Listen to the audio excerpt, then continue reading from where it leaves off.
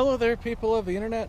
I figure I should probably make this video talking about it because it's kind of a talking point that has been thrown around quite a few times in the firearms community, and that's whether or not commercial grade ammo is going to bend the operating rod of your M1 Garand. Now, if we're talking a 150 grain bullet for actual M2 ball mil-spec M1 Garand ammunition, that 150 grain bullet should be traveling at about 2,800 or so feet per second. Commercial grade 30-06 not for the M1 Garand, but commercial grade 30-06 tends to send that same 150 grain bullet at about 3,000 or so feet per second. So that is going to be a spicier round. There's some nomenclatures out there saying that if you fire this spicier ammunition, you will bend your operating rod in your M1 Garand. Now, some people will tell you that's nonsense, you know, they run their M1 Garands just fine. Other people will tell you absolutely that does happen. I will tell you right now, absolutely that does happen. Now, I say that from experience because I've literally done it. I got a bent operating rod at home from an experience that I had with my M1 Garand. But I was running heavier bullets, and this is where the whole argument kind of comes from. So if we're talking commercially loaded 30-06, the pressures that are generated from a 150 grain bullet just are not quite there. They're not there enough to be able to adequately bend the operating rod. Now, I'm sure a lot of people are going to say that the pressures of 30-06 are not going to change based off of the bullet weight that you have, because there's certain SAMI specifications that you have to meet in terms of maximum pressure for the cartridge, and you cannot exceed those pressures. So 150 grain bullets and say 220 grain bullets, both in 30-06, should have the same pressures if we're talking commercially loaded 30-06. And whereas, yes, that is technically the case, what really ultimately matters is the pressure curve of those cartridges and how quickly those pressure curves are obtained based on how fast that bullet moves down the barrel. Because once that bullet moves down the barrel, the pressure starts to drop. Now, lighter weight bullets, I guess smaller bullets, but I'm going to go and use the term lighter weight, but lighter weight bullets don't have that much trouble getting velocity down a barrel in comparison to something like a heavyweight bullet. And the main reason why that is just because smaller weights are easier to move than larger weights. Let's say you had a certain amount, or actually, here's a really good way to be able to test these. Get yourself a small rock and a heavy rock and throw them both with the same amount of force. You'll notice that small rock is still easier to throw than your larger rock. A lot of times there will actually be more gunpowder behind a smaller bullet, so it can burn off at a rate that would actually get it up to pressure, because that bullet's going to be traveling out at some pretty significant speeds. And there's going to be less gunpowder behind a heavier bullet because that bullet's going to be traveling slower down the barrel, thus allowing that pressure to be retained and reach maximum pressure at a more rapid pace than that lighter bullet going down. Like, it's a very delicate balance in terms of those pressure curves that you want to reach.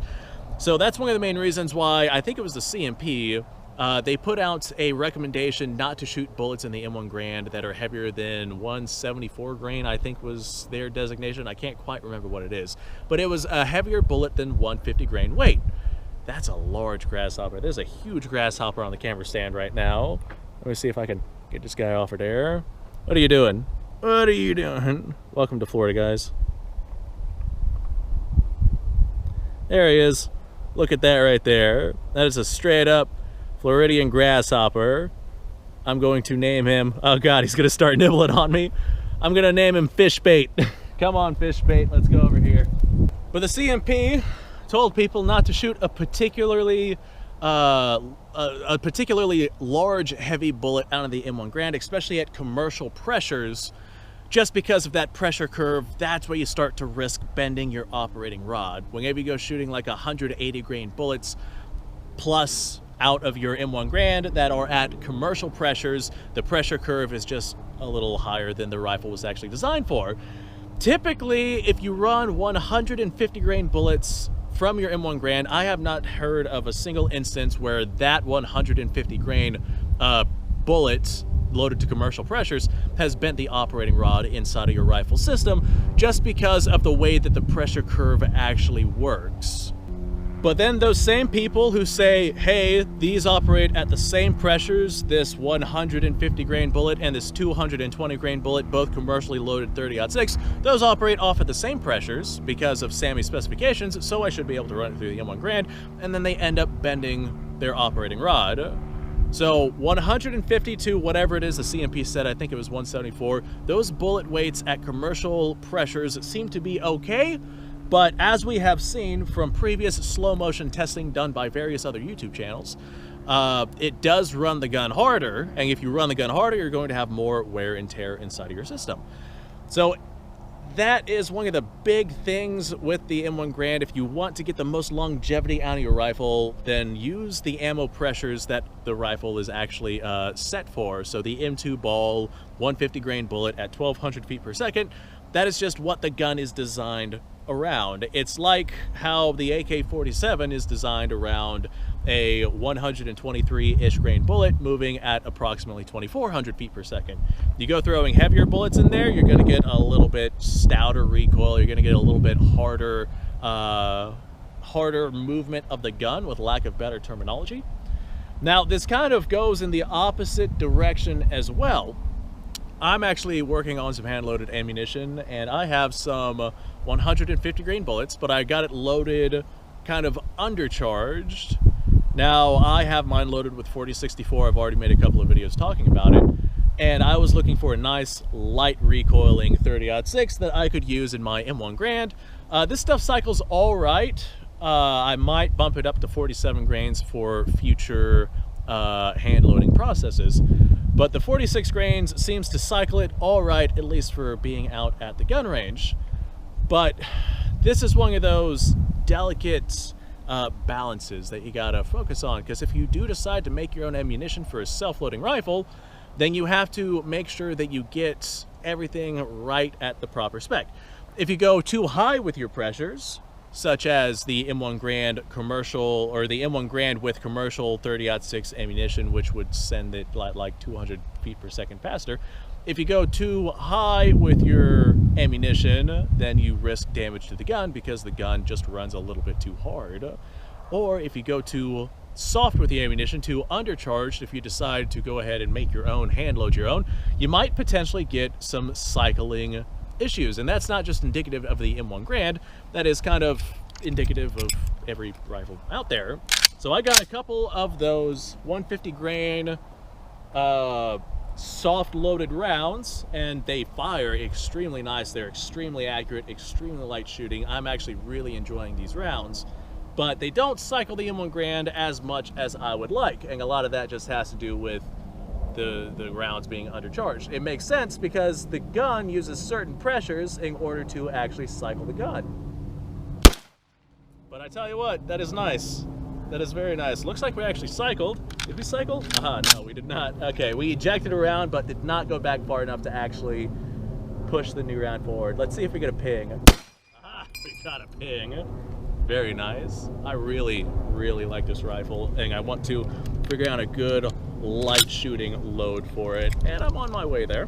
Just give me a little bit more time with my development, a little bit more of a charge, and I think we will be in business. But I wanted to go ahead and talk about this while I had it on my mind, because I was thinking about loading with heavier bullets and certain charge weights and etc., things like that. And I knew that in the future somebody was going to bring this topic up, so I figured I'd make a video on it. Maybe I can send them a link down the road if they start complaining about it. Like, don't run those heavier bullets through the M1 Garand, you're going to destroy it, or don't do this, that, or the other thing, or insert your choice of whatever it is. And then there'll be people who yell at me and they'll say, that'll run commercial ammo just fine. I run 220 grain bullets through my M1 Garand every single day for the past 20 years without problems. And hats off to you, because my M1 Garand did not survive that. Alright, that's my 2 cents on the subject. I think I've said my part. Thanks for watching. I appreciate your time. Like, subscribe, share. The description below has a link to all sorts of stuff. Go check it out. You guys go off, have yourself a fantastic day. I'll see you on the next episode. I'm going to see if I can't hunt down the brass that I just shot. I have no idea where to even begin to start looking. Wish me luck.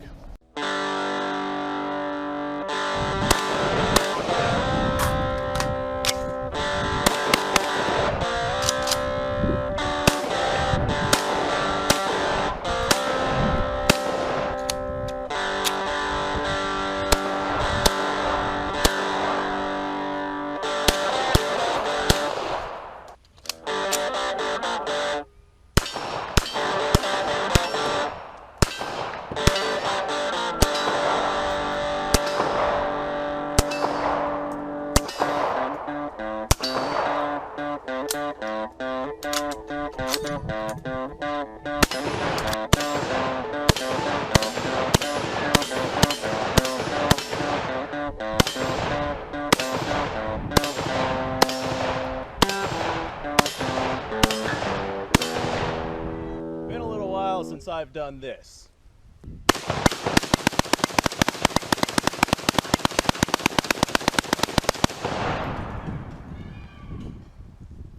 Bonnie and Clyde be damned.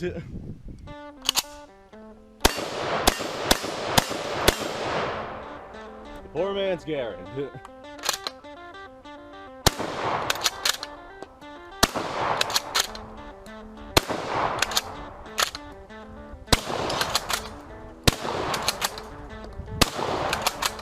It's a shame that bolt-action shotguns aren't more mainstream.